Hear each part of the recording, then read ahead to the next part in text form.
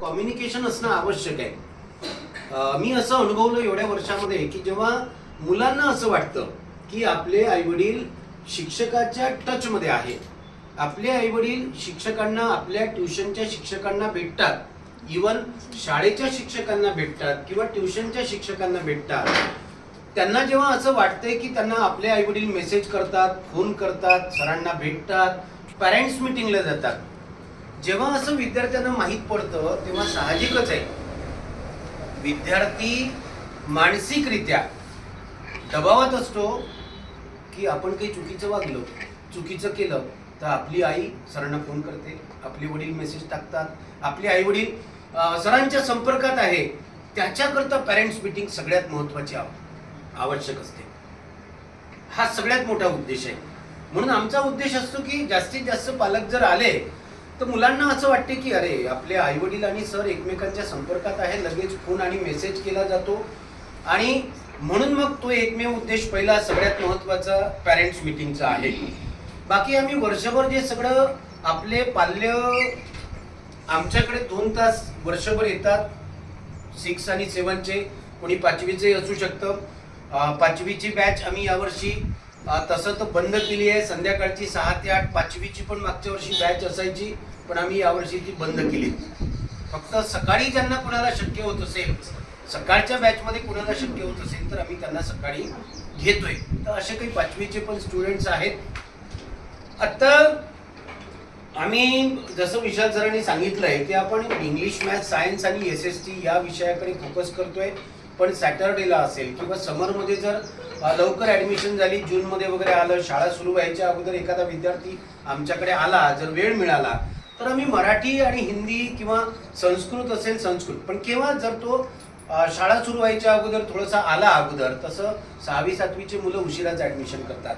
सगळ्यात पहिले 10वीचे मुलं ॲडमिशन करतात, मग 8वी 9वीचे करतात, मग शेवटी 6वी 7वीचे करतात. तरी पण जेवढा वेळ असेल तेवढा वेळ आम्ही त्यांचं मराठी हिंदी करण्याचा प्रयत्न करतो, कारण त्या विषयाची पण भयंकर वाईट अवस्था गेल्या काही वर्षामध्ये झालेली आपण बघतोय. मराठी हिंदीचे पण खूप सारे प्रॉब्लेम विद्यार्थ्यांचे आहेत. आपण महत्त्वाचे विषय इंग्लिश, मॅथ्स, सायन्स असं समजतोय, पण तेवढ्याच मार्गाचा त्या विद्यार्थ्याचा मराठी आणि हिंदी, संस्कृत पण शाळेमध्ये असतो. पण आपण आतापर्यंत मानसिक रित्या असं समजत आलो की विद्यार्थ्यांना इंग्लिश आणि मॅथ्सचीच गरज आहे. इथं पॅरेंट्स पण सांगतात बाकी जमते सर, त्याला बाकी जमतं, फक्त मॅथ्स आणि इंग्लिशचा प्रॉब्लेम आहे, असं नाही आहे. सारख्या मार्काचे जर पेपर आहे तर आपण त्या बाकीच्या विषयाकडे, मग SST असो की हिंदी मराठी असो, तेवढंच लक्ष पुरवणं आवश्यक आहे. कारण विद्यार्थ्याचा रिझल्ट तेव्हा येतो जेव्हा सगळे विषय बॅलन्समध्ये येतात. नाही तर मॅथ्समध्ये 95 आहे आणि मराठीमध्ये 60 आहे, बॅलन्स होईल का? नाही होणार बॅलन्स. आम्ही इथे मराठी, हिंदी, SST हे सगळे विषय घेण्याचा उद्देश एकच आहे की विद्यार्थ्याचं जे पर्सेंटेज आहे ते बॅलन्स झालं पाहिजे, सगळे विषय सारखे चालले पाहिजे. केवळ इंग्लिश, मॅथ्सला महत्त्व देऊन नाही चालणार आपल्याला. बाकीचे विषय जर तेवढ्याच मार्काचे असेल तर आपण ठीक आहे, टॉप 5चा विचार 10th मध्ये करू किंवा 12th मध्ये करू की हे टॉप 5 विषय आहेत, त्याचा विचार आपण करू, तो नंतरच्या गोष्टी आहेत. पण ज्या वयामध्ये मुलं आहेत आपली, ही सध्या आपल्या हातात आहे.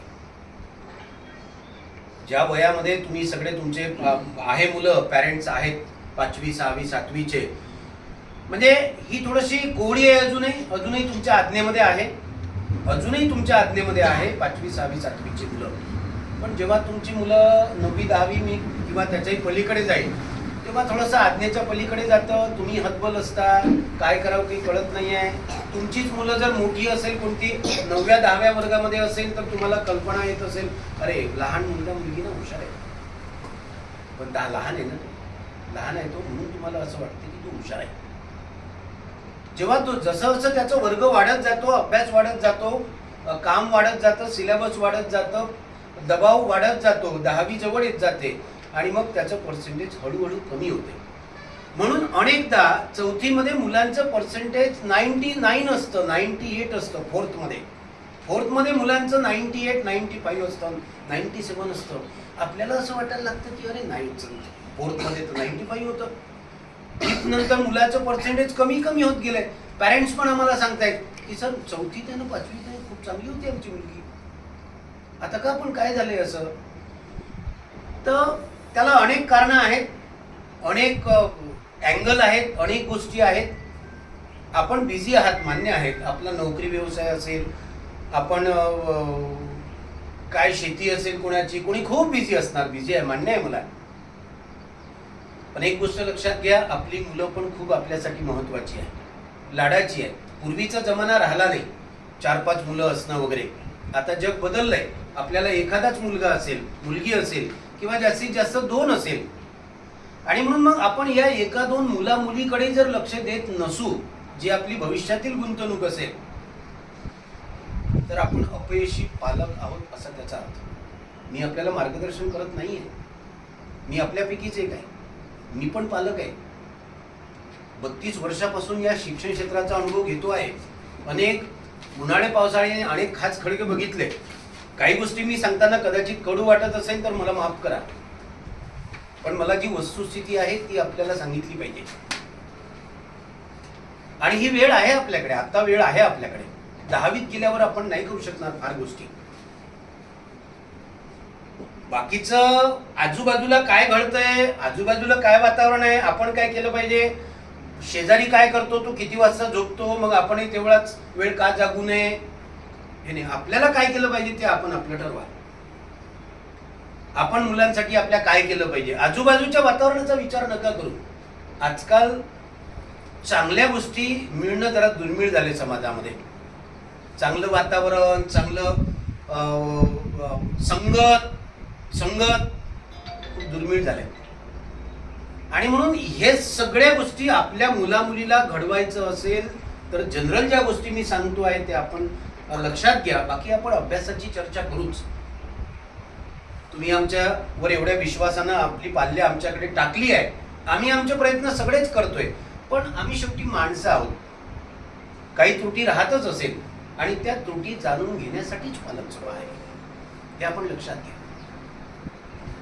पण मला कटाक्षानं काही गोष्टी आपल्याला सांगणं आवश्यक आहे, आपल्या नजरेस आणून देणं आवश्यक आहे की मुलं ज्या पद्धतीनं बिहेव करतात, ज्या पद्धतीनं वागतात, आम्ही 2 तासामध्ये काय करू शकतो. तुमच्याकडे ती मुलं 22 तास असतात, म्हणजे त्या 22 तास तुमच्याकडे ती मुलं असतात. आणि म्हणून आमचा सौजन्याचा सल्ला काही काही बाबतीमध्ये बरेचदा कामी पडतो.